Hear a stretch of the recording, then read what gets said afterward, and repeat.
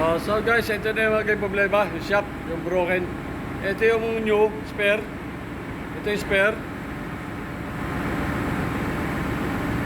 At ito yung nabasa, naputol. Yan Yan, naputol. So hindi rin siya mahirap tanggalin. Yan